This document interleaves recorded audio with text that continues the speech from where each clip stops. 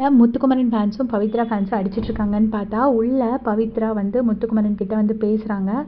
அவங்க ஏற்கனவே வந்து முத்துக்குமரன் அழுறது பவித்ரா தோத்துட்டாங்களே, நம்மளால் பவித்ராவுக்கு ஒரு தேவையில்லாமல் ஒரு இது வந்துருச்சு அப்படிங்கிறதுக்காக.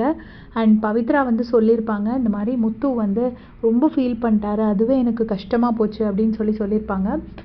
அதுக்கப்புறமா வந்து கூப்பிட்டு தனியாக முத்துக்குமரன் தனியாக கேமராலெல்லாம் பார்த்து பிக் பாஸ் கிட்ட சாரி கேட்பாரு. அந்த டைமில் பவித்ரா வருவாங்க, வந்து உங்கள் கையை பிடிச்சிக்கணும் அப்படின்னு சொல்லிட்டு முத்துவோட கையை பிடிப்பாங்க.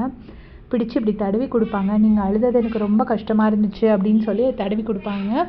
அப்போ உடனே முத்து வந்துட்டு வெளில என்னால் இப்படி ஆயிடுச்சேன்னு, நம்மளால் மற்றவங்களுக்கு இப்படி ஆயிடுச்சேன்னு சொல்லி தான் எனக்கு ரொம்ப கஷ்டமாக போச்சு, எப்போவும் ரொம்ப கேர்ஃபுல்லாக இருப்பேன், எப்படியோ மிஸ் பண்ணிட்டேன் அப்படின்னு சொல்கிறாரு.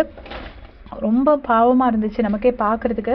அதுக்கப்புறமா பவித்ரா அப்படியே சமாதானம் சொல்கிறாங்க. அப்புறம் முத்துக்குமரன் சொல்கிறாரு, கிராமத்துலேருந்து நிறைய பேர் வந்திருப்பாங்க, எல்லாருக்கும் நான் ஒரு உதாரணமாக இருக்கணும்னு நினப்பேன், ஒரு நம்பிக்கையாக இருக்கணும்னு நினப்பேன், நான் இப்படி தப்பு பண்ணிட்டேன் அப்படின்னு சொல்லிட்டு ரொம்ப ஃபீல் பண்ணுறாரு.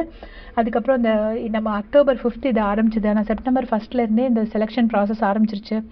அப்போது இருந்தே நான் ஒரு நிமிஷம் கூட வீணடிக்காமல் உழைச்சிருக்கேன், ஆனால் இப்போ இன்றைக்கி இப்படி ஒரு தப்பை நான் பண்ணிட்டேன் அப்படின்னு சொல்லிட்டு அப்புறம் பவித்ராவும் சொல்கிறாங்க, நீங்கிறதுனால தான் பிக் பாஸ் இப்படி இது பண்ணிட்டாரோ அப்படின்னு எனக்கு தோணுச்சு. ஏன்னா நானும் தீபக்கண்ணனும் கேப்டன்சி டாஸ்கில் இருந்தோம், அதுவும் சீக்கிரம் முடிஞ்சிருச்சு.